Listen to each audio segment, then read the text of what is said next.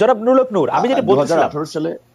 হ্যাঁ, জনাব নূর, আমি যেটা বলছিলাম যে আপনি বলছেন যে জি জি জি আকাঙ্ক্ষা, জন আকাঙ্ক্ষা বোঝার কোন উপায় সরকার জি আছে আমি কিনা? জি। রাইট। না না, এখন নির্বাচন, এটা ঠিক যে নির্বাচন জনগণের মত প্রকাশের কিংবা রাজনৈতিক দলের জনপ্রতিনিধিদের জনপ্রিয়তা যাচাইয়ের একটা মাধ্যম, কিন্তু এখন এই সরকারকে তো আর নির্বাচনের মাধ্যমে জনপ্রিয়তা যাচাই করতে হবে না, বা সেই সুযোগটা নাই, কারণ ওনারা তো একটা সংকটকালীন সময় দায়িত্ব নিয়েছে দেশকে একটা সঠিক ট্র্যাকে তোলার জন্য। তো এখন মানুষের যে প্রত্যাশাটা ছিল যে আপনার ধরেন বিভিন্ন সামাজিক সংগঠন, রাজনৈতিক সংগঠন সকলে মিলে ছাত্ররা একটা গণ অভ্যুত্থান ঘটালো এবং একেবারেই পয়েন্ট অফ নো রিটার্ন থেকে আন্দোলন করেছি। যেমন আমি 18 জুলাই দিবাগত রাত 19 জুলাই গ্রেপ্তার হয়েছি, বিএনপি জামাত বিভিন্ন রাজনৈতিক দলের অনেক নেতৃবৃন্দ গ্রেপ্তার হয়েছে। সরকার যদি আজকে না পরিবর্তন হতো, আমাদের কিন্তু নির্ঘাত অন্তত 2-4 বছর জেলে থাকা লাগতো। এবং এই ঘটনায় 5ই আগস্টের পূর্বে যত মামলা হয়েছে সমস্ত মামলায় কিন্তু আমাদেরকে আদালতের বারান্দায় বারান্দায় হাজিরা দিতে দৌড়াতে হতো। তো আমাদের একটা প্রত্যাশা ছিল, এবং আমি মনে করি আমরা যেহেতু রাজনৈতিক দল, ধরেন আমার একটা রাইজিং দল, আমি একটা দলের প্রতিনিধিত্ব করি, আমাদের কর্মী সমর্থক সংখ্যা কম হতে পারে, আবার বিএনপি একটা বড় রাজনৈতিক দল, জামাত কিংবা অন্যান্য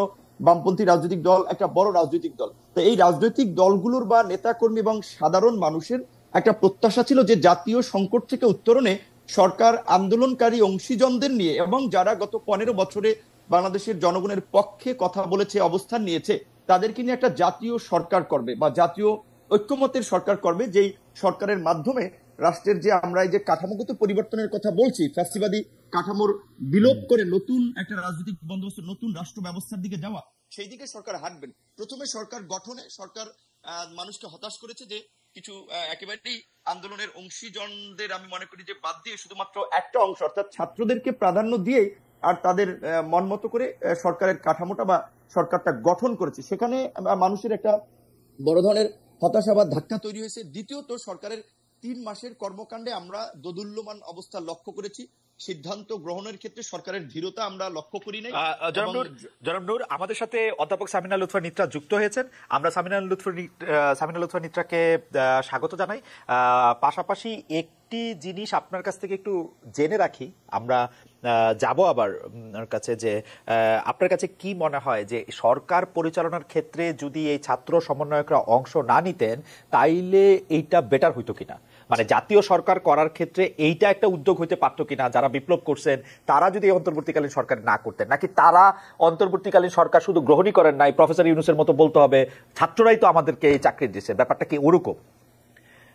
জি, আমি আবারও আমাদের নিত্রা ম্যাডামকে ধন্যবাদ জানাই, যে কারণ তিনি ঢাকা বিশ্ববিদ্যালয়ে আমরা যখন দুঃসময় আন্দোলন করেছি, হাতে গোনা 2-4 জন শিক্ষক আমাদের সাথে সংহতি রেখেছেন, আমাদের পাশে দাঁড়িয়েছিলেন। অধ্যাপক রোবায়েত ফেরদৌস, সামিনা লুৎফা, তানজিমউদ্দিন খান, হ্যাঁ, তাদের মধ্যে অন্যতম আমার ডিপার্টমেন্টের একজন শিক্ষক ছিলেন আপনার তাসলিম সিরাজ মাহবুব। তো সেই জায়গা থেকে তাকে আমরা একটা ধন্যবাদ জানাই। আর আপনি যে আমাকে যে প্রশ্নটি বলেছেন, আমিও একটু শেষ করছি ওই আঙ্কিকে একটু বলে, তারপর ম্যাডাম তো বলবেন যে সরকারের গঠন প্রক্রিয়াটাতে ছাত্র নেতৃবৃন্দের প্রতিনিধিত্ব থাকা না থাকা নিয়ে এটা একটা আবার একটা বড় ধরনের অবস্থান বা স্টেটমেন্টের প্রয়োজন। তো সংক্ষেপে আমি যেটা মনে করি যে দেখেন, 5ই আগস্টের পূর্বে যেভাবে আমাদের এই ছাত্র আন্দোলনের নেতৃবৃন্দ জাতীয় ঐক্যের কেন্দ্রবিন্দুতে পরিণত হয়েছিলেন, সবাই তাদের ডাকে কিংবা আহ্বানে সাড়া দিয়ে এই গণ অভ্যুত্থানে অংশ নিয়েছিল, সেই ক্ষেত্রে এই যে রাষ্ট্র সংস্কার একটা বড় কর্মযজ্ঞ, সেইখানে কিন্তু আমাদের এই ছাত্র নেতৃবৃন্দ একটা সেন্টারে থাকতে পারতো। তারপরেও সরকারে আমি মনে করি যে ছাত্রদের প্রতিনিধিত্ব থাকা দরকার ছিল, কারণ আমরা 71-এ একটা পরিবর্তন দেখেছি, 90-এ একটা পরিবর্তন দেখেছি, কিন্তু সেই পরিবর্তনের সুফল যারা পরিবর্তন করেছে তারা তাদের চিন্তা ভাবনার আলোকে সেটি হয়েছে বলে আমরা পরবর্তীতে লক্ষ্য করি নাই। সেই জায়গা থেকে ছাত্রদের প্রতিনিধিত্বটা থাকা দরকার বা ছিল, আমি যেটা মনে করি। আর আমি যে কথাটি খালেদ ভাই কি কিছু বলছেন নাকি আমি বলতেছি? আমি না, আপনি বলছেন যে নূর, ধন্যবাদ আপনার কাছে, আমরা আবার পরে আসবো। সামিনা লুৎফা নিত্রা, আপনার কাছে একটু আসতে চাই যে আপনাকে শেষ করি, আপনাকে জি শেষ করেন, তাহলে বলেন নূর, শেষ করেন খুব দ্রুত। আমি জাস্ট আমার হ্যাঁ, আমি যে ইস্যু আপনি যে শুরু রিমার্কসে আমার সেখানে লাস্ট স্টেটমেন্টটা হচ্ছে যে আপনার সরকার গত 3 মাসের যে পারফরমেন্স, সেটা আমার দৃষ্টিতে খুব স্ট্যান্ডার্ড পারফরমেন্স কিংবা সরকারের স্মার্ট মুভ হচ্ছে না, বরঞ্চ সরকারের কিছু কর্মকাণ্ড এবং তাদের প্রক্রিয়া নিয়ে রাজনৈতিক দল থেকে শুরু করে নাগরিক সমাজ কিংবা অন্যান্য স্টেক হোল্ডার বলেন, তাদের একটা অংশের মধ্যে বেশ কিছু কনসার্ন তৈরি হয়েছে। এই কনসার্ন যদি তারা সঠিকভাবে আপনার অ্যাড্রেস করতে ব্যর্থ হয়, তাহলে আসলে সরকারের সামনে এগিয়ে চলার পথটা খুব মসৃণ হবে না। এইটুকু আমি বলতে চাচ্ছি আমার প্রথম পয়েন্টে। জি, নূর আপনাকে ধন্যবাদ। অধ্যাপক নিত্রা, আপনাকে স্বাগত জানাই। আমরা আপনার কাছ থেকে একটু জানতে চাইবো যে আগামীকাল অর্থাৎ 8 নভেম্বর শুক্রবার আমরা অন্তর্বর্তী সরকারের 3 মাস পূর্ণ হবে। এই 90 দিনের সরকারের কর্মকাণ্ডে আপনি সন্তুষ্ট কিনা? আপনি একজন শিক্ষক, আপনি 10-এ এই সরকারকে কত দেবেন?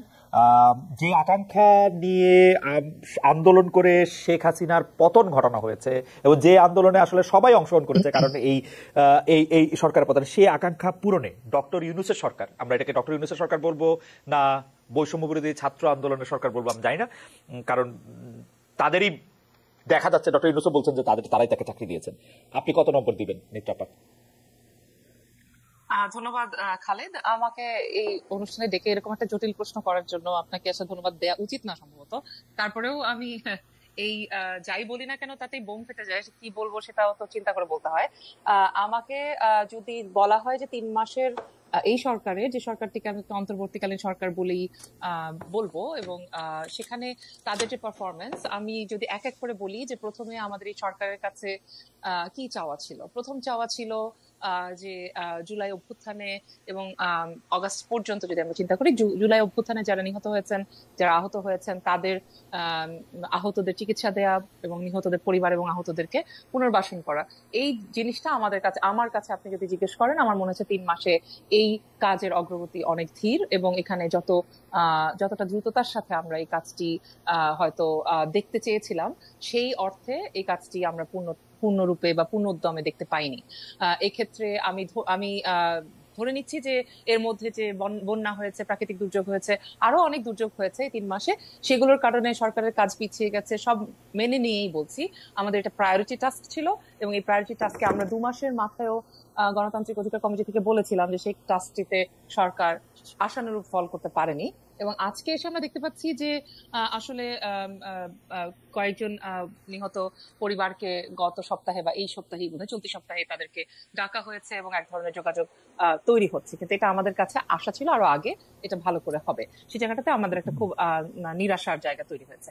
দ্বিতীয় যে জায়গাটি, সেটা হচ্ছে জনমনে নিরাপত্তার ধারণা দেয়া এবং জনগণ আসলে নিরাপদ আছেন কিনা। এবং জনগণ বলতে আসলে কিন্তু সংখ্যাগরিষ্ঠ জনগণকে বোঝায় না শুধু, জনগণ বলতে নানান রকম জনগণ, তার মানে বিভিন্ন বর্গের মানুষ, নারী, শিশু এবং বিভিন্ন ধরনের ধর্মীয় এবং জাতিসত্তাগত যারা সংখ্যালঘুকৃত মানুষ আছেন, তাদের প্রত্যেকের যে স্বর, সেই স্বর কিন্তু আমরা শুনতে পাচ্ছি না, বরং আমরা গত 3 মাসে দেখেছি নানাভাবে তাদের অধিকার খর্ব হচ্ছে, তাদের উপর হামলা হচ্ছে, আক্রমণ হচ্ছে, এমনকি পাহাড়ে যে আক্রমণ হয়েছে, যে হত্যাকাণ্ড হয়েছে, সেগুলোর ক্ষেত্রেও আমরা খুব জোরালো পদক্ষেপ দেখতে পাইনি সরকারের কাছ থেকে। যে পদক্ষেপ আমাদের নারীদেরকে, আমাদের ভিন্ন মতাবলম্বী মানুষদেরকে, ভিন্ন জাতিসত্তার মানুষদেরকে, ভিন্ন ধর্মের মানুষদেরকে এক ধরনের স্বস্তি দেবে যে না, এই সরকার আমাদের সাথে আছে, সেই অবস্থানটা তারা পরিষ্কার করেন নাই। এবং যেহেতু আমরা জানি, এই কথাটি আমি বলছি এটা জেনে এবং মেনেই, যে বাংলাদেশের সব পুলিশ ফেরত আসেনি, এখনো আমাদেরকে আর্মিকে ম্যাজিস্ট্রেসি পাওয়ার দিয়ে অনেক কিছু চালাতে হচ্ছে, এই সমস্ত কিছু জেনে বুঝিয়ে পাচ্ছি। ম্যাডাম, ট্রাফিকেরও কিন্তু শৃঙ্খলা ফেরেনি।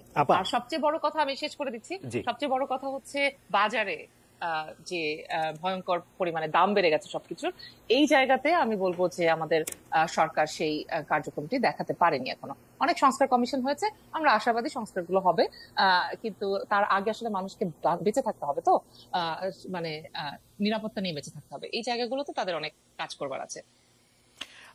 না আপা, আমি যেটি বলতে চাইছিলাম যে একটি তো হচ্ছে পরিবর্তন করতে পারে নাই, এটা একটা সময় 90 দিন যেটি নূর বলতে চেষ্টা করলেন, আরেকটি হচ্ছে যে পরিবর্তন করবেই না। এই সরকারের সাথে, এই সরকার সংখ্যাগুরুরই সরকার, এই অন্তর্বর্তীকালীন সরকারের আচরণ দেখে কি এটা মনে হইতেছে না যে তারা আসলে যে নাম্বার, যেদিকে বেশি নাম্বার, যেদিকে যারা ক্ষমতাবান, যারা হলো বেশি ভোকাল, তাদের কথাই শুধু শুনবে। একটা তো হচ্ছে যে আমি পারতেছি না, আরেকটা হচ্ছে আমি করতেছি না, আমি করব না, মানে ও আরো এই সরকার আরো 5 বছর থাকলেও এগুলি করবে না। আপনি যেগুলি বলতেছেন এই নারীর অধিকার, নারীর অধিকার না, মানে আপনি যেটা বলতেছেন, যে অধিকারের কথাগুলি আপনি বলতেছেন, আমি যদি এই প্রশ্ন করি যে সরকার আরো 5 বছর 50 বছর থাকলেও এগুলি করবে নাকি আরো উল্টা পথে হাঁটবে? না, আমার মনে হয় না যে উল্টা পথে হাঁটবে। আমার মনে হয় যে এটা একটা সময় তারা দিচ্ছেন, যাদেরকে তারা মনে করেন, এটা আমার ধারণা, আমি আসলে সরকারের সাথে এত মানে জড়িত মানুষ না, তো আমি তো সরকারের যারা আছেন তাদের সাথে আমার দেখা সাক্ষাৎ বা কথাবার্তা হওয়ার সুযোগ হয় না। সুতরাং আমি তাদের কার্যক্রম দেখে জনপরিসরে তারা যা বক্তব্য রাখছে তার ভিত্তিতে আমি কথা বলি। যদি সেই ভিত্তিতে কথা বলি, আমার মনে হচ্ছে যে যেহেতু তারা দেখেছেন এবং তাদের মূল যুক্তি হচ্ছে আওয়ামী লীগ আমলে যারা নিপীড়িত ছিল, নিষ্পেষিত ছিল, তাদেরকে তারা বেশি স্পেস দিচ্ছেন, এরকম একটা ধারণা কিন্তু জনমনে আছে। এবং সেক্ষেত্রে আমি প্রথমত দেখতে পাচ্ছি জামাতকে, আমি বিএনপি কে অত বেশি দেখতে পাচ্ছি না। আমার কাছে মনে হচ্ছে অন্যান্য যে রাজনৈতিক দলগুলো আছে যারাও আসলে আওয়ামী লীগের আমলে যারা প্রভূতভাবে নিপীড়নের শিকার হয়েছেন তাদের সবাইকে তারা স্পেস দিচ্ছেন সেরকমটা মনে হচ্ছে না। তাদের কাছে যাদেরকে মজলুম মনে হয়েছে তাদেরকে ওনারা বেশি স্পেস দিচ্ছেন আগে, এটা আমার কাছে মনে হচ্ছে। তবে আমি আশা রাখতে চাই যে তারা নিশ্চয়ই, যেহেতু বৈষম্যহীন বাংলাদেশের কথা বলে তারা সরকার গঠন করেছেন, আমি তাদের কাছে আশা রাখি যে তারা এখনো সেই বৈষম্যহীন বাংলাদেশ গড়ার রাস্তায় থাকবেন। তাদের পদ ভুল হয়ে যেতে পারে, কিন্তু আমি এখনই তাদেরকে একদম মানে খরচের খাতায় ফেলতে চাই না। না, খরচের খাতা না, মানে পদ ভুল হইতে পারে কিন্তু উল্টা পথে তারা হাঁটতেছে বলে আপনি মনে করতেছেন না? না, নট নেসেসারিলি। আমার কাছে মনে হচ্ছে যে, আমি জানি যে আপনি উদাহরণ দিতে পারেন যে এক ধমকে এদিকে চলে যাচ্ছে, আরেক ধমকে অন্যদিকে চলে যাচ্ছে, এরকমটা আছে, এটা একদম নাই তা বলছি না। তার কারণ হচ্ছে আমার ধারণা সরকারের বহু মানে সরকারের মধ্যে যে উপদেষ্টারা আছেন তাদের সকলেরই কিন্তু এরকম রাজনৈতিক পরিস্থিতি এবং দেশ সামলানোর অভিজ্ঞতা নেই, বা অভিজ্ঞতা থাকলেও সেই অভিজ্ঞতার মধ্যে আরো যে সমস্ত স্ট্রেংথ একটা সরকারের থাকা দরকার সেটা এই মুহূর্তে সরকারের নাই। সবচেয়ে বড় যে সমস্যাটার জায়গা সেটা হচ্ছে ফ্যাসিবাদের পতনের পর ফ্যাসিবাদী ব্যবস্থা তো চলে যায়নি, আমাদের মননের মধ্যে যে ফ্যাসিবাদ গেড়ে বসে আছে সেটাও কিন্তু অত সহজে দূর হয়ে যাচ্ছে না। তার ফলে এই যে মানুষের কথা বন্ধ করে দিতে চাওয়ার ব্যাপারটা, এটা কিন্তু একটা মেজরিটারিয়ান অ্যাটিটিউড, এবং এটা ওই ফ্যাসিবাদী ব্যবস্থারই রেমনেন্ট, বা আমি মনে করি যে এটা অবশিষ্টাংশ চলছে। আমি এখনো আশা রাখতে চাই যে তারা আপনি যা যা কিছু বললেন, আমি যদি এটা ব্ল্যাকবোর্ডে লিখি বা নোট নেই ক্লাসের স্টুডেন্টদের মতো, আমার এই প্রশ্ন করতে ইচ্ছা করে, আপনি কি আশায় বাঁচছেন এই খেলাঘর? আমি আশা রাখি যে চেঞ্জ সবসময় ভালোর দিকে হয়। আমি সেটা না হলে তো আসলে কিভাবে আমরা এত দূর আসলাম? আমরা তো জুলাইয়ে কল্পনাও করি নাই এরকম ঘটনা আজকে আমি এইসব কথা আপনাদের সাথে বলবো, বা আপনি যে আমাকে ডাকবেন, আপনি কি গতকালকেও জানতেন নাকি? না, গতকালকে তো জানতামই না। সেটা তো আবার আরেক প্রসঙ্গ। গতকাল যে আমি কেন জানতাম না সেটা তো আরেক প্রসঙ্গ, সেটা তো আরেক প্রসঙ্গ। সেটাও প্রসঙ্গ, আপনি সেটাও তুলতে পারেন। না, আমি তুলতেই চাই, আমি তুলতেই চাই। না, আমি তুলতেই চাই। না, হ্যাং অন আ সেকেন্ড। আমি কিন্তু এটা আপনি যখন ধমকটা বললেন, তাহলে আমার এটা বলতেই হয় যে আমি সার্জিস, হাসনাত, নাহিদ, মাহফুজ এদের কারো ধমকে আমি এই জায়গা থেকে সরে আসছি, ব্যাপারটা এরকম না।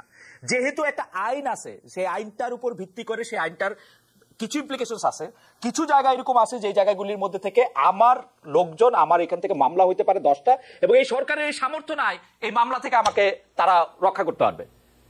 ও হয়তো মামলা করবে না, কিন্তু 10টা জায়গা থেকে যখন মামলা করা হবে তখন ও বলবে যে আমি তো জানি না, এটা মব করছে। তার মানে আসলে সবসময় যে সরকার উল্টো পথে হাঁটতে চাইছে ব্যাপারটা, আমি সেটা জানতে চাইছি আপনার কাছে। তাদের অনুকূলে নাই, সেটা তো আছেই, রাইট। হাউএভার পর্যন্ত তাদেরকে হাউএভার আমি জনাব নুরুল হক নুরের কাছে জানতে চাইবো যে গত 6-7 বছরের হিসাব করলে একক হিসাবে ছাত্রলীগের হাতে মার খেয়েছেন সবচেয়ে বেশি আপনি। 6-7 বছর তাদের নিগ্রহের শিকার হয়েছেন, জীবনের ঝুঁকির মধ্যে পড়েছেন। যারা আপনাকে বিভিন্ন সময় মেরে ফেলতে চেয়েছে, সে ছাত্রলীগ এখন একটা নিষিদ্ধ সংগঠন, এবং এই নিষিদ্ধ সংগঠন বা একটা সন্ত্রাসী সংগঠন হিসাবে তাদের একটা নিষিদ্ধ করার ক্ষেত্রে একটা জনমত তৈরি হয়েছিল। এই নিষিদ্ধের দাবির পক্ষে আপনিও ছিলেন কিনা, জনাব নুরুল হক নুর?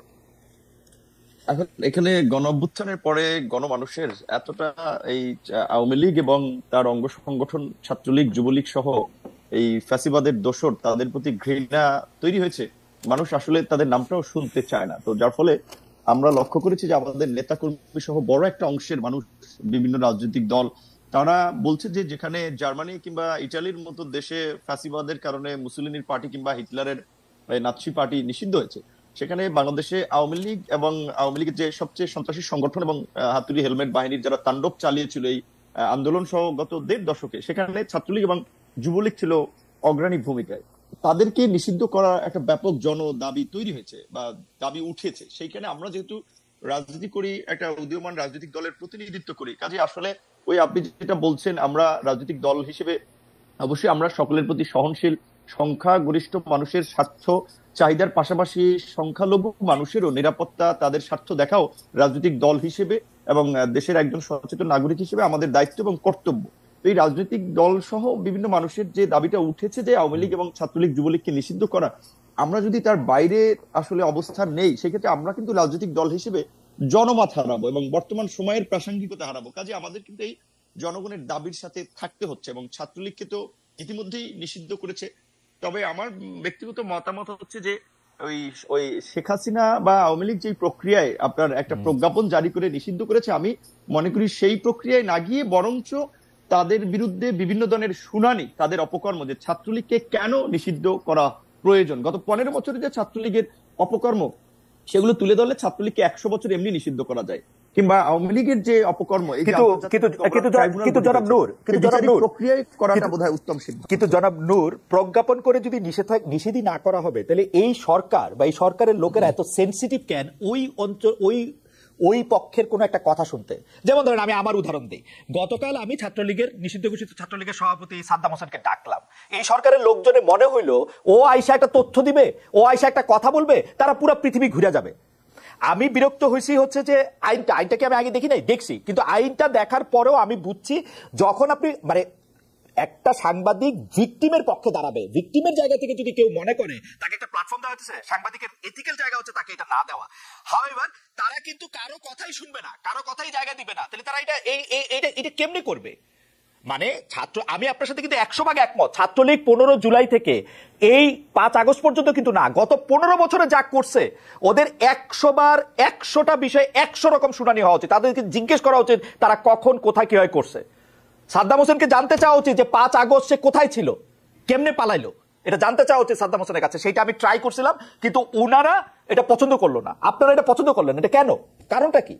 না না, আমি ব্যক্তিগতভাবে এতটা অসহিষ্ণু না। মানুষকে কথা বলতে দিতে হবে। আমাকে যারা পছন্দ করে না তারাও তো আমাকে অনেক সমালোচনা করে, অনেক কথা বলে, সেটা শোনার প্রয়োজন। এবং আমি আপনার প্রোগ্রামটা মনে করি হওয়া দরকার ছিল এই কারণে, এটা হচ্ছে আর একটা প্রবলেম হচ্ছে কি, এখন সোশ্যাল মিডিয়া এত জনমত হচ্ছে, দ্রুত শিফট হচ্ছে এবং মানুষ ছোটখাটো ইস্যু এবং এতটা বিভ্রান্তি বা জনমত গঠন করার একটা সহজ পদ্ধতি তৈরি হয়ে গেছে মব জাস্টিসের মতো, যার ফলে অনেকে ওই যে বলছেন এখন আপনার মতো সাংবাদিক আপনার হিসাব করতে হয় যে আমি অমুককে ডাকলে পাবলিক আমাকে গালি দিবে কিনা, কি বলবে কিনা।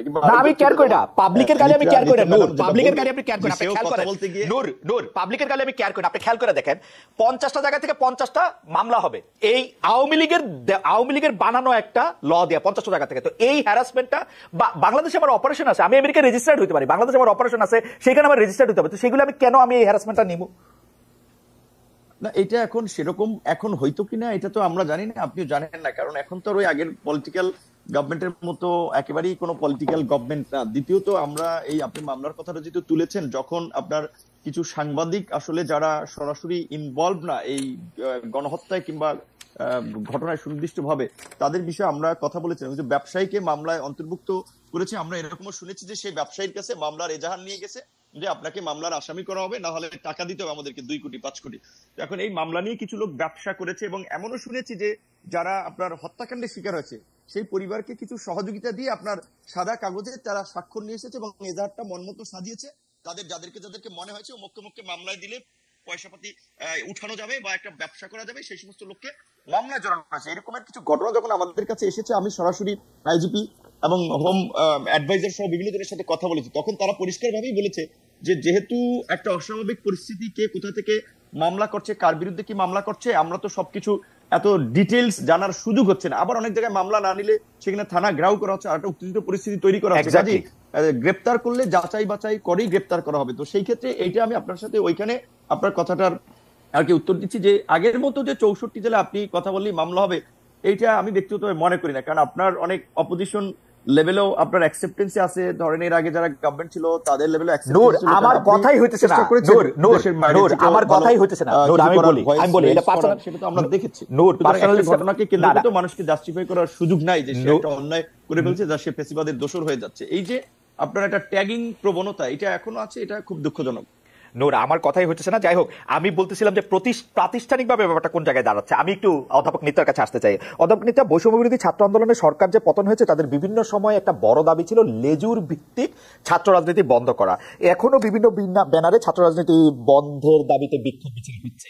আমরা দেখেছি যে ছাত্র দলের লোকেরা যখন ঢাকা ইউনিভার্সিটিতে পোস্টার লাগাতে গিয়েছে, তখন ছাত্র রাজনীতির ঠিকানা এই ক্যাম্পাসে হবে না, দেয়ালে পোস্টার লাগালে দুঃখ আছে কপালে, ইত্যাদি নানা রকম স্লোগান আমরা হয়েছে। কিন্তু পাশাপাশি আমরা দেখেছি যে 5 আগস্টের পর ঢাকা বিশ্ববিদ্যালয়, জগন্নাথ বিশ্ববিদ্যালয়, জাহাঙ্গীরনগর বিশ্ববিদ্যালয় ছাত্র শিবিরের কমিটি ঘোষণা করা হয়েছে, তাদের একরকম স্বাগত জানানো হচ্ছে। এটা কি ওই প্রক্রিয়ার অংশ যে আওয়ামী লীগ আমলে যেহেতু তারা নিপীড়িত ছিল, তাদেরকে এখন মানে অনেক অনেক অনেক বেশি মানে তাদের অনেক বেশি সুযোগ দিতে হবে? ব্যাপারটা কি ওই প্রক্রিয়ার অংশ কিনা আপনার কাছে কি মনে হয়? হতে পারে, এছাড়া আর কোনো ব্যাখ্যা নাই আমার কাছে। কারণ আমার কাছে মনে হয় যে একদিকে ধরেন ছাত্র রাজনীতি বন্ধ করার ব্যাপারে যখন খুব তোড়জোড় শুরু হলো, তখন কিন্তু আমরা খুব পরিষ্কার অবস্থান রেখেছি এখানে শিক্ষকরা যে আসলে ছাত্র রাজনীতি বলতে যে লেজুর রাজনীতি, সেটা বন্ধ হতে পারে, সেটা ছাত্রদের সিদ্ধান্ত। কিন্তু ছাত্র রাজনীতি বন্ধ করার তো কোনো সুযোগ আমরা অন্তত দেখি নাই। কারণ জুলাই অভ্যুত্থান হয়েছেই ছাত্র রাজনীতির উপরে ভর করে। এখন এরকম একটা পরিস্থিতিতে এসে আমরা যখন দেখলাম যে সবখানে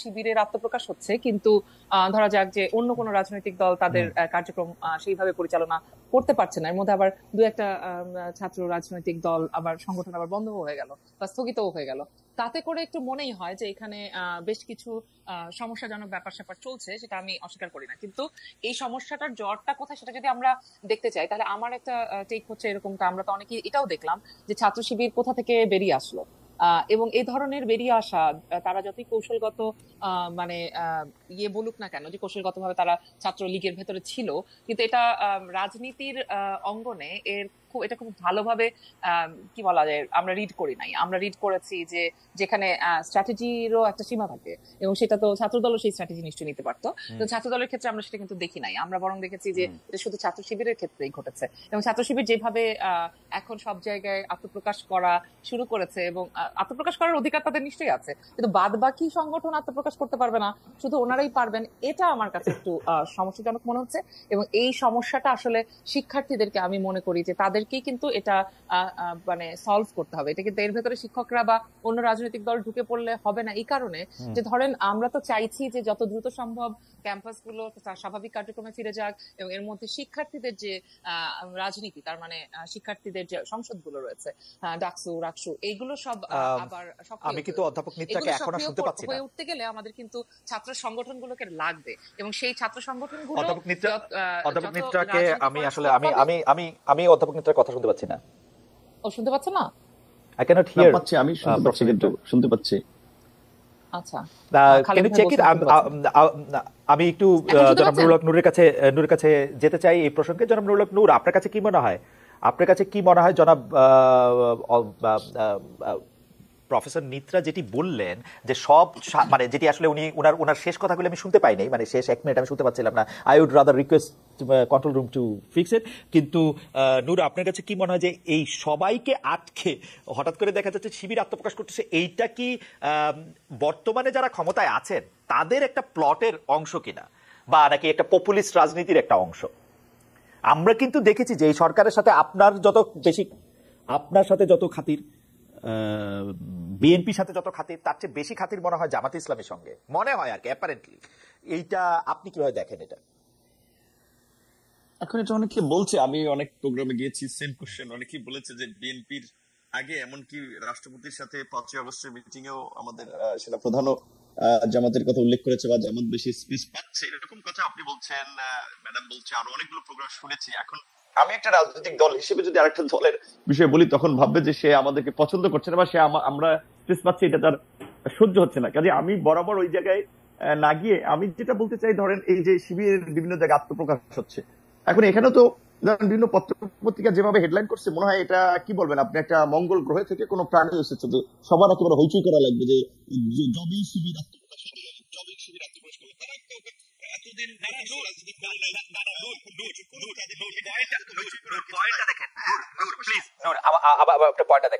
বাংলাদেশের রাষ্ট্র ক্ষমতায় যদি জামাত ইসলামী আসে, বাংলাদেশের অধিকাংশ লোকজন যদি তাদের চায়, আমার কিন্তু কোনো অসুবিধা নাই, বাংলাদেশের শিবির আসুক।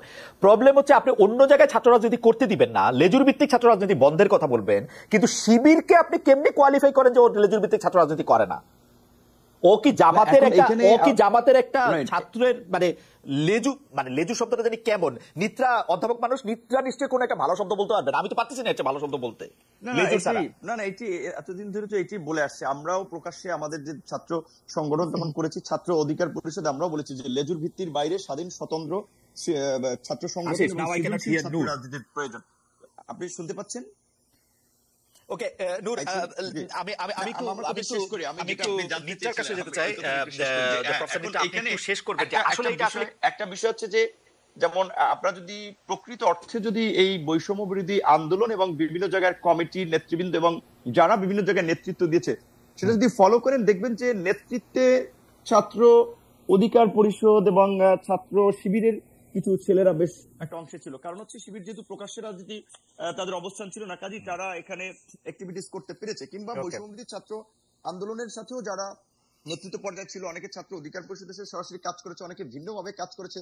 তারাও কিছু নন পলিটিক্যাল লোককে প্রেফারেন্স করতে গিয়ে অপেক্ষাকৃত কম পরিচিত বিভিন্ন রাজনৈতিক দলের ছাত্র সংগঠন, সেক্ষেত্রে শিবিরের কিছু ছাত্র প্রতিনিধি তারা এখানে ছিল। এখন একটা যেটা পরিস্থিতি হয়েছে এই বৈষম্য বিরোধী আন্দোলনের, এখন রাজনৈতিক দল ঘোষণার পরে এখন কিন্তু শিবির আর সেখানে তাদের কর্মকাণ্ডের সমর্থন করছে না বা করবে না। ছাত্র অধিকার কিংবা ছাত্র দল সেখানে কেউ করছে না, কিন্তু একটা গ্রুপ তৈরি হয়েছে যারা বিভিন্ন পরিস্থিতি নিয়ন্ত্রণ করার জন্য পরিকল্পিতভাবে বিভিন্ন ইস্যু ক্যাম্পাসে ক্রিয়েট করছে। যেমন ধরেন বিশ্ববিদ্যালয়ের ভিসি হিসেবে যখন সে ফর এক্সাম্পল নাম আসছে সামিনা লুৎফা ম্যাডামের, তখন দেখা যাবে কিছু লোক আগে বলবে সে বাম, সে এইটা, সে ওইটা, আগে তার জন্য একটা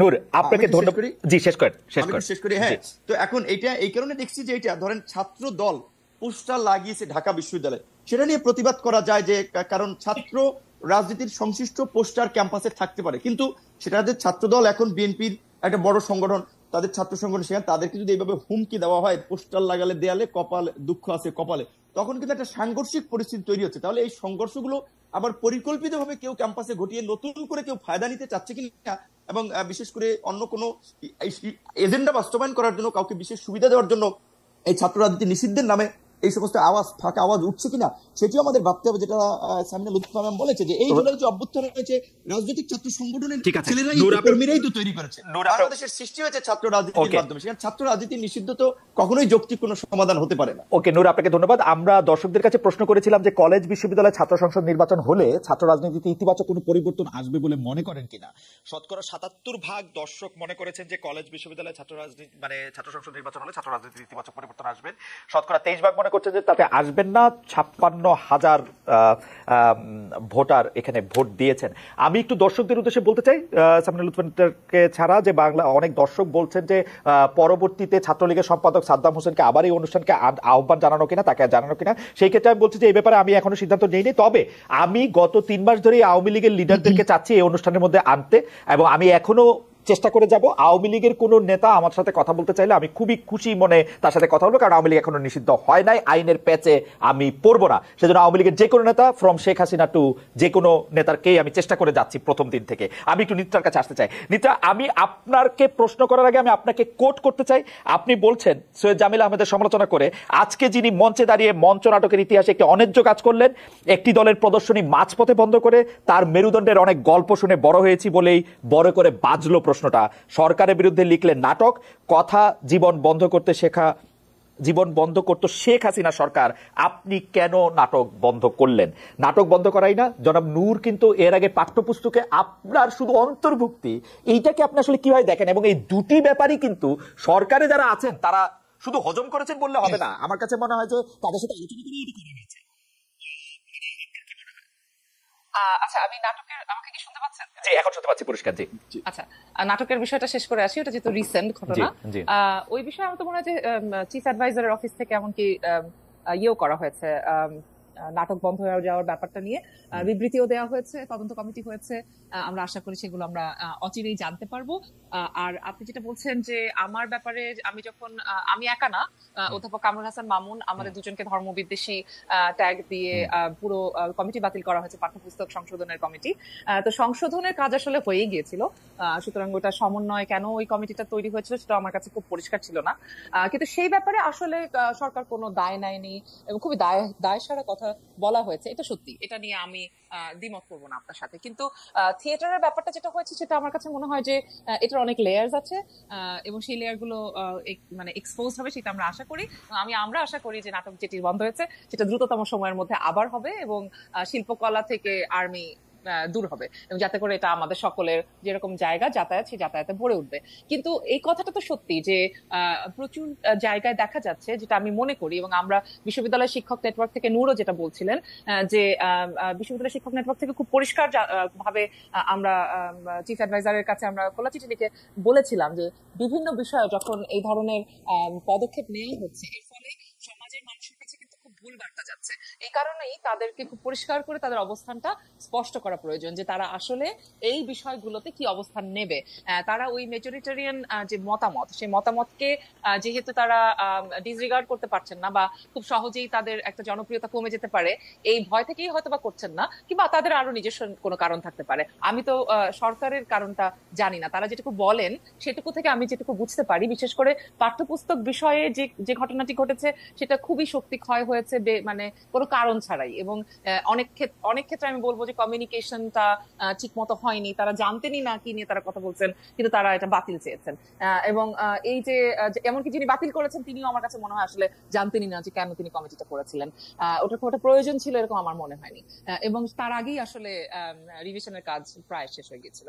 এই যে একটা ট্যাগ তৈরি করে আমাদের কয়েকজনকে আগে থেকেই টার্গেট করা, এক্ষেত্রে আমার কাছে মনে হয় যে একটা বিষয় আমাদের মাথায় রাখা প্রয়োজন, যে আমরা যে ভূমিকাটি রেখেছিলাম জুলাই অভ্যুত্থানে, সেই ভূমিকাটি হচ্ছে যে সময় সবাই চুপ করেছিল, সেই সময় যেটার কথা নূরও বলছিলেন, সেই সময় আমাদের শটটা অনেক জোরে বেঁধেছে।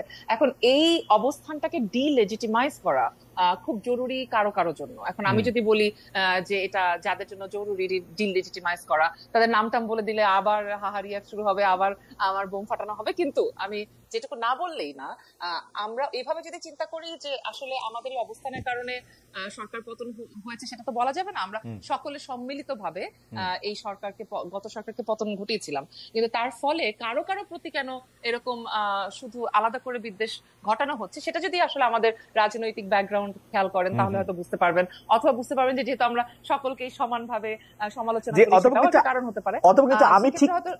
আমি ঠিক এই জায়গাটায় আসতে চাইছিলাম, আপনার আগের বক্তব্যের জায়গা থেকে আপনি বলছেন যে এর মাধ্যমে জনগণের কাছে একটা ভুল বার্তা যেতে পারে এই সরকার সম্পর্কে।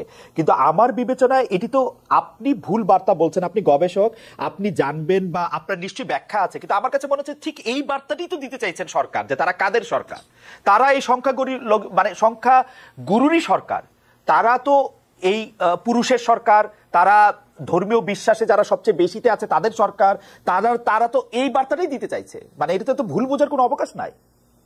না, সেটাই আমি বলছি যে কেন বলছি ভুল বোঝার অবকাশ, মানে ভুল বার্তা দিচ্ছেন। তার কারণ ধরেন একটা হচ্ছে ওনারা এটাই চাচ্ছেন এই বার্তা দিতে, সেটা আসলে আমরা স্পেকুলেট করছি, কিন্তু ওনারা নিজেরা যে বক্তব্যগুলো দিচ্ছেন, সকলকে নিয়ে কাজ করতে চান, বৈষম্য বিরোধী, বৈষম্যহীন বাংলাদেশ চান, এবং বিশেষ করে অধ্যাপক মোহাম্মদ ইউনূসের নামটা যেহেতু এখানে প্রাসঙ্গিক, সুতরাং আমরা এটা খুব ভালো করে খেয়াল করি।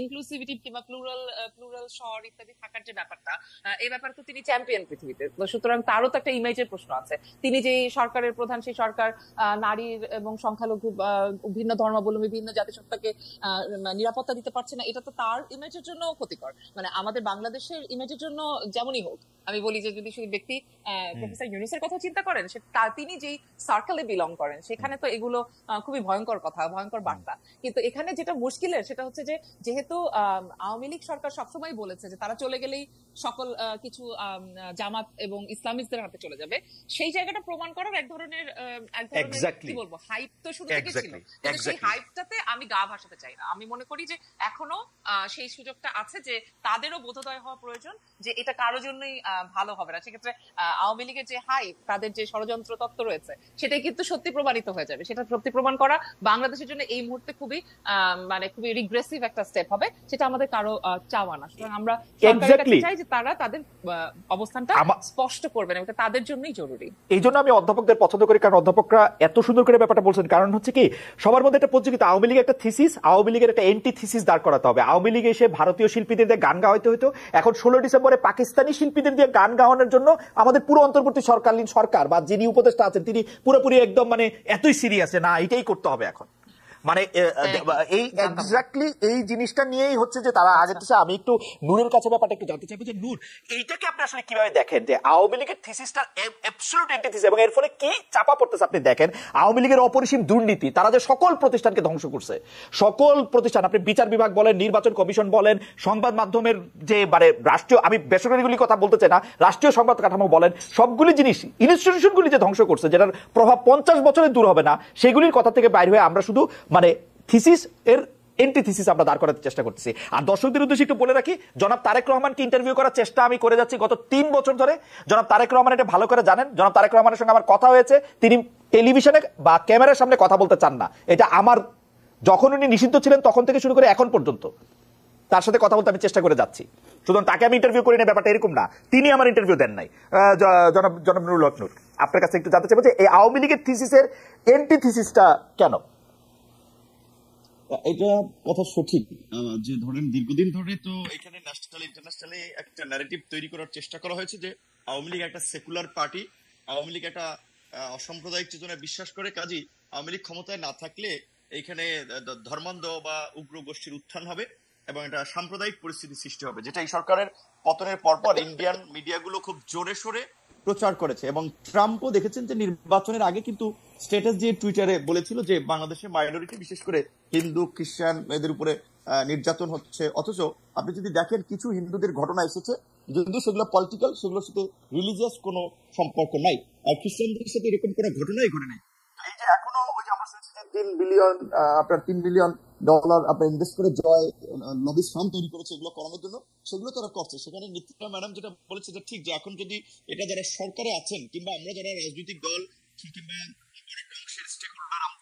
নেতৃত্ব দেয়, তারা যদি না বুঝে বা এগুলো যদি একটা সহনশীল সমাজ এবং পরিস্থিতি তৈরি করার চেষ্টা না করি, তাহলে তো ওই যে আপনি যেটা বলেছেন ওই থিসিস অ্যান্টিথিসিস বিনির্মাণ করতে গিয়ে আমরা মূল ইস্যু থেকে দূরে সরে যাব। যেটা আপনি বলছিলেন যে আপনার কথায় নিত্রা ম্যাডাম যেটা জোর দিয়ে খুব বলেন, আমি মনে করি যে সরকার ভুল পথে হাঁটছে, সরকার সঠিক পথে হাঁটছে না। তবে একই সাথে আবার ওই নিত্রা ম্যাডাম যেটা বলেছে, এটা অবশ্যই এই সরকারকে আমরা ভুল পথে চলতে দিতে চাই না, এই সরকারকে আমরা ব্যর্থ করতে চাই না, কারণ এই সরকারের ব্যর্থতা আমাদের সবার জন্য একটা নতুন বিপর্যয় ডেকে নিয়ে আসবে। কাজেই এই সরকারকে সফল করতে হবে। এবং এটা ঠিক যে আমার কিংবা নিত্রা ম্যাডামের কিংবা আপনার এই সরকারে যারা আছে তাদের সাথে অন্তত পরিচয় আছে, জানাশোনা আছে, অন্তত তাদেরকে একটা কথা আমরা বলতে পারবো, ভাই এটা করতেছেন, এটা সঠিক হচ্ছে না, এটা ভুল পথে হাঁটছেন, তাদেরকে সঠিক পথে রাখা লাগবে। যার জন্য আমরা বলছিলাম একটা জাতীয় সরকার হলে, জাতীয় ঐক্যমত্যের সরকার হলে তাদের জন্য ভালো হতো। এখন সরকারেরও আবার কিছু কাছের লোকজন বা সরকারের মধ্যে আছে, তারা একটা প্রতিযোগিতা করতে গিয়ে আপনি জাতীয় সরকার, আপনি বারবার জাতীয় সরকারের কথা বলছেন, আমি একটু বলি নূর, আপনি শুনতে পাচ্ছেন কিনা জানি না, আপনাকে একটু বলি জনাব নূর, আপনাকে বিভ্রান্তি কিংবা আমি মনে করি নূর, আমি একটু বলি, জাতীয় সরকারের কথা আপনি বলছেন, কিন্তু জাতীয় সরকার তো বিএনপি কে বাদ দেওয়া হবে না, কিন্তু বিএনপি জাতীয় সরকারে কেন যাবে? এখন যখন বিএনপি না যায়, আপনি তো অন্য বাম দলগুলোকে, ধরেন জুনায়েদ সাকিব ভাইকে, আপনাকে, সেটা নিলেও এটা আসলে জাতীয় সরকার হিসেবে এটা পরিপূর্ণ হবে না। তো সেটা তো একটা মানে ওদের জন্য তো, এই সরকারের জন্য তো এটা একটা ক্যাচ 22 মানে পজিশন, মানে ওরাও তো আসলে চাইলেও এটা কিছু করতে পারবে না। ওদের জন্য বেস্ট এখন হচ্ছে যে সবকিছু বাদ দিয়া ইলেকশন ঘোষণা করে স্টেপ ডাউন করা, যে ক্ষমতা আসুক আসুক। কেউ কেউ বলতেছেন, আপনার কাছে কি মনে হয়? আমাকে জিজ্ঞেস করছেন? আমি নূরকে শুনে আপনার কাছে আসছি অধ্যাপক মিত্রা। জনাব নূর, জি, জাতীয় সরকারের কি বিষয় একটু কেটে আসছিল মাঝখানে।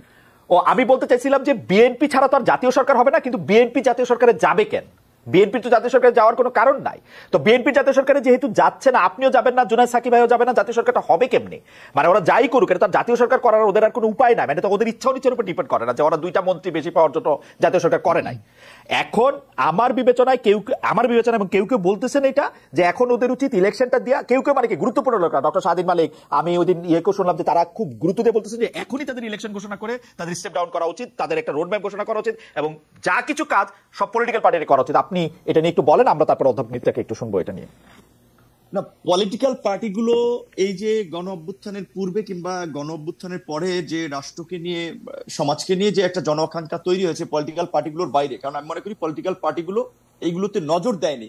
কারণ এই যে পলিটিক্যাল পার্টি ইনক্লুডিং মি, আমরা আন্দোলন করেছিলাম এই হাসিনার বিরুদ্ধে, এই ফ্যাসিবাদের বিরুদ্ধে, কই সেই আন্দোলন তো সাকসেস হয় নাই, সেই আন্দোলন তো এইভাবে জনগণ ঝাঁকে ঝাঁকে নেমে আসে নাই। কাজে এখানে বুঝতে হবে যে পলিটিক্যাল পার্টিগুলোর কর্মকাণ্ডে কিছুটা আপনার জনগণের সমর্থন বা জনগণের মন মতো তারা চলতে না পারার ফলেই কিন্তু জনগণ সেখানে কিছুটা পিছিয়ে ছিল। গণ অভ্যুত্থানটা কেন হয়েছে? ছাত্র জনতা সকলের একটা সম্মিলিত ইফোর্ট ছিল।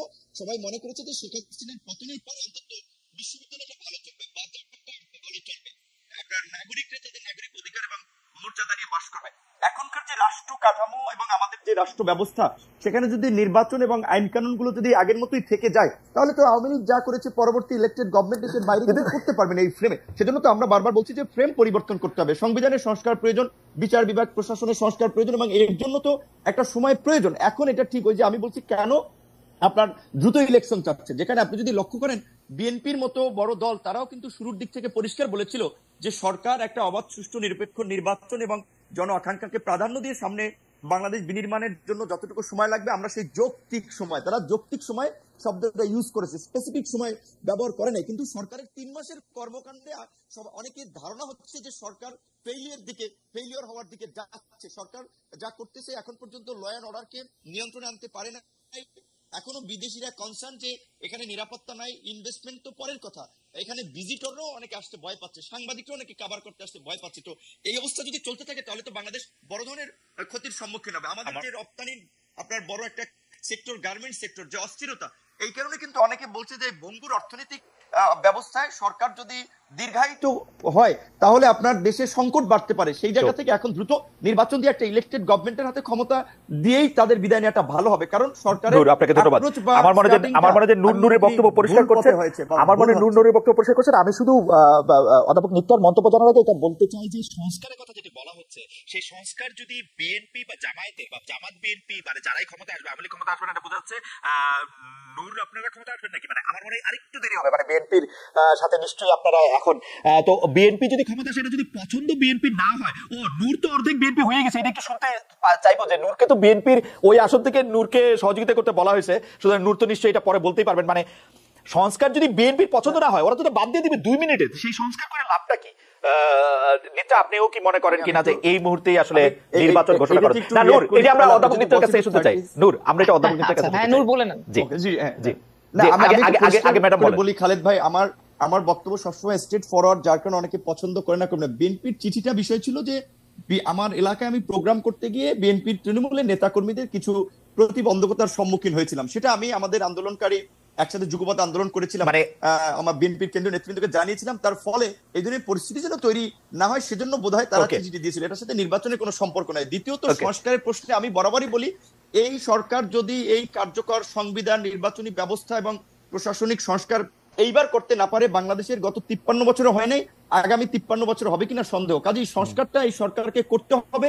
সেই জন্যই বলছি যে আমরা সরকারকে সঠিক পথে রাখতে চাই। ঠিক আছে নূর, আপনার বক্তব্য আমরা বুঝতে পেরেছি, কিন্তু যদি এই সংস্কার, আমি অধ্যাপক নিত্যের কাছে প্রশ্নটা রাখতে চাই যে যদি এই সরকার এটিকে পছন্দ না করে, মানে পরবর্তী সরকার, নির্বাচিত সরকার, তার তো 2 মিনিট এটি ফেলে দিবে, এই সংস্কার তো অর্থহীন আসলে। অধ্যাপক নিত্য।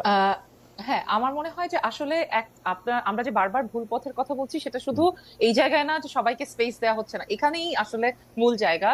যে আমার কাছে মনে হয় সংস্কারের যে মানে কমিশন গুলো হয়েছে, সংস্কারের যে প্রক্রিয়া চলছে, সেই প্রক্রিয়ার মধ্যে রাজনৈতিক দলগুলোর, বিশেষ করে বিএনপির একটা স্টেক আছে তো, এবং তারা এত বড় দল। এখন না হয় আওয়ামী লীগ এই যেহেতু তারা একটা গণহত্যা পরবর্তী সময়ে এক ধরনের কিছুর মধ্যে দিয়ে, শুদ্ধিকরণের মধ্যে দিয়ে যাবে বা যাবে না আমি জানি না। আমার আসলে আওয়ামী লীগের কোনো নেতাকর্মীর মুখ থেকে এমন কিছু শুনিনি যে মনে হতে পারে যে তারা শুদ্ধিকরণের মধ্যে দিয়ে যাচ্ছেন। কারো কোনো রিমোর্স বা কোনো মানে এই পুরো বিষয়টাতে তাদের কোনো অনুশোচনা আছে এরকম আমার মনে হয় নাই। এ বাদ দিয়ে আসলে তাদের পক্ষে তো আসলে এই প্রক্রিয়া আসা কঠিন। কিন্তু ওনাদেরকে বাদ দিয়ে যদি আমি দেখি বিএনপি এবং জামাত এবং অন্যান্য যে সমস্ত দল রয়েছে, সেই দলগুলো, নূরদের দল ইনক্লুডিং, এবং ধরা যাক বামপন্থী দলগুলোও রয়েছে, এদের প্রত্যেকের সাথে আমার কাছে মনে হচ্ছে সংস্কার প্রক্রিয়া বলেন, বিভিন্ন জায়গায় পদ দেওয়া বলেন, কোথাও একটা জায়গায় কমিউনিকেশন হচ্ছে না এই সরকারের। এবং যেহেতু কমিউনিকেশন হচ্ছে না, সেই কারণে আমাদের মনে হতে পারে যে সংস্কারটা হয়তোবা বিএনপি সেটাকে বাদও দিয়ে দিতে পারে। সে সম্ভাবনা সবসময় রয়ে যাবে যদি না কিনা আমরা সংবিধানটাকে এমন পর্যায়ে সংস্কার করতে পারি, আমাদের ইনস্টিটিউশন গুলোকে এমন পর্যায়ে সংস্কার করতে পারি যে এটা আসার চাইতে it becomes costly, so that আমাদের ইনস্টিটিউশনাল রুলস মেইনটেইন করাটাই লেস কস্টলি। এরকম যদি আমরা পরিস্থিতি তৈরি করতে না পারি, তাহলে তো অবশ্যই এই সংস্কার বাতিল হয়ে যাবে, বা অন্য যে কোনো রাজনৈতিক দল সে যেই আসুক না কেন সে সেটা বাতিল করতে পারে। কিন্তু আমাদেরকে এই কারণেই এই জিনিসটাকে এমন করে তুলতে হবে যে ইনস্টিটিউশনাল নিয়ম কানুন মেনে না চলাটা যাতে করে যে কোনো মানুষের জন্য, যে কোনো পলিটিক্যাল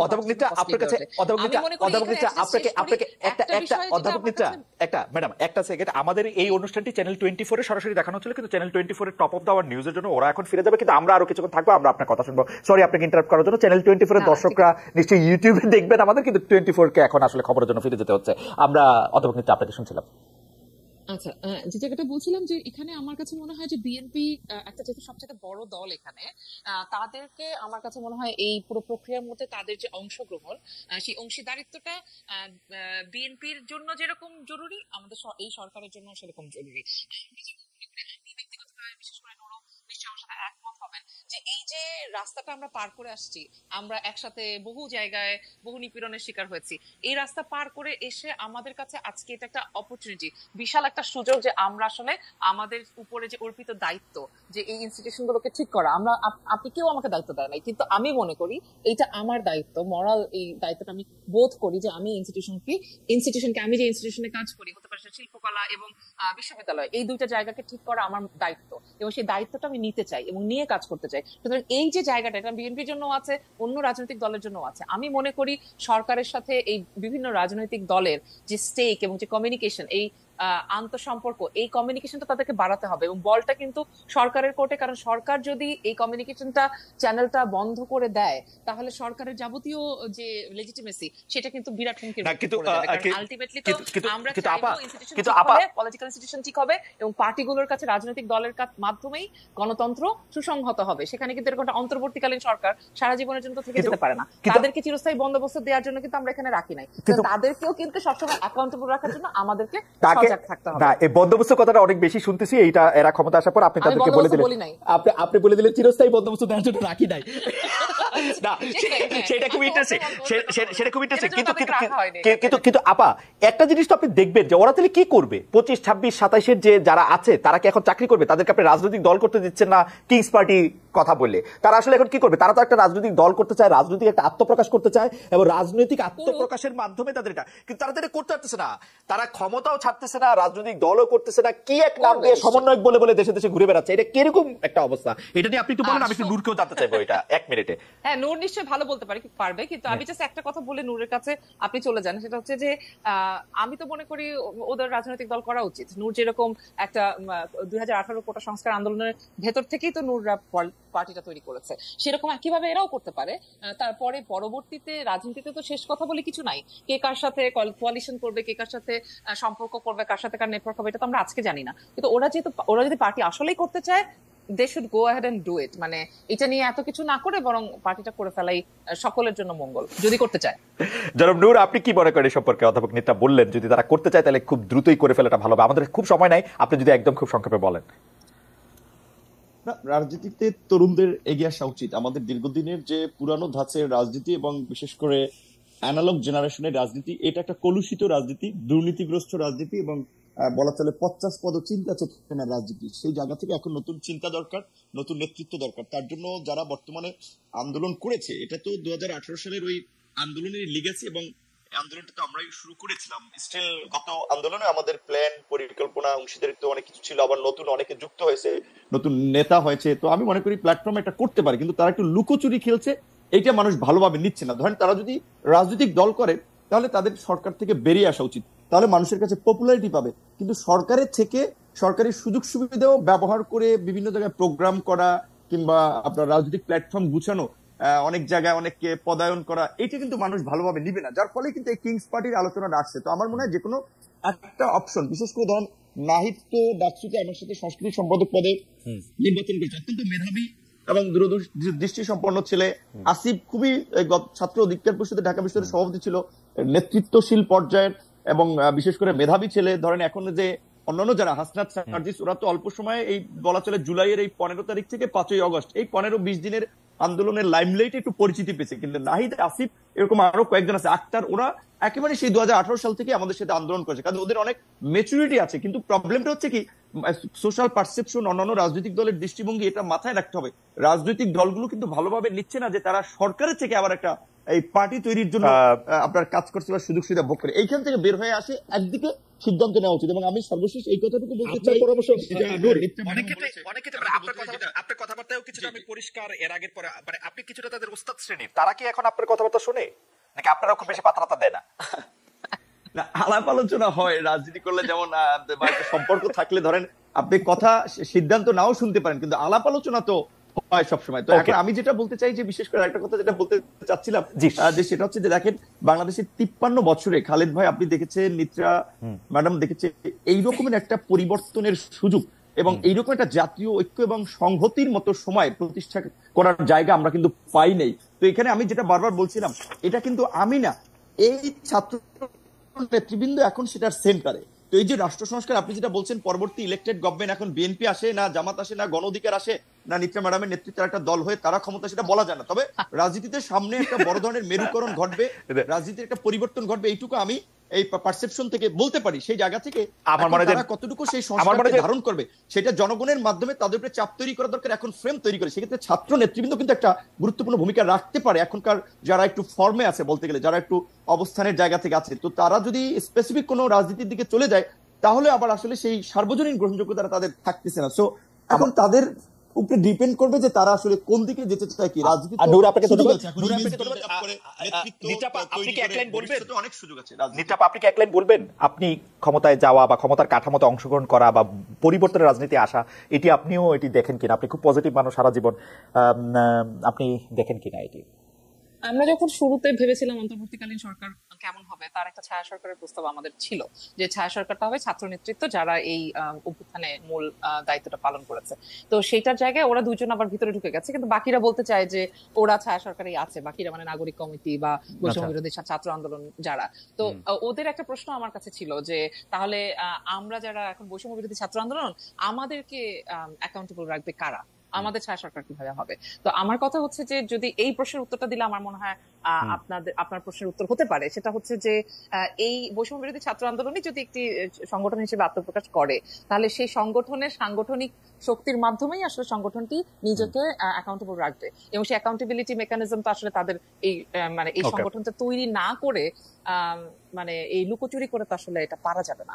সুতরাং আমি বলতে চাই যদি তারা সত্যি সত্যি রাজনীতিতে আসতে চান, রাজনীতিতে আসলে তারা ইতিবাচক পরিবর্তন আনতে পারেন, যদি তারা এই যে লুকো ছাপা এবং যে রাজনীতি আমাদের পুরনোরা করে এসেছেন তাদের সব বল তারা সামনে রাখেন নাই, তারা কিন্তু সব বল সামনে রেখে দিতে পারেন, এবং সেই রেখে দেওয়া বল দেখে আমরা নির্ধারণ করতে পারি। নূর খুবই ঠিকই বলেছেন যে তারা রাজনৈতিক দল করলে তো কেউ কেউ তাদের সমস্ত এখন যে গ্রহণযোগ্যতা আছে সেটা হারাতেও পারেন। হ্যাঁ, রাজনীতিতে এইটুকু রিস্ক আপনাকে নিতেই হবে, এই রিস্ক যদি আপনি না নেন তাহলে এই গেম আপনি খেলবেন কিভাবে? সুতরাং সেটা তো ডেফিনেটলি থাকতেই হবে। তো রাজনীতি আমি যতটুকু বুঝি তাতে তাদেরকে যা করার খোলাখুলি সামনাসামনি প্রকাশ্যে করা প্রয়োজন। অধ্যাপক সামিনা লুৎফা নিত্রা এবং জনাব নূর, আপনাকে অনেক ধন্যবাদ।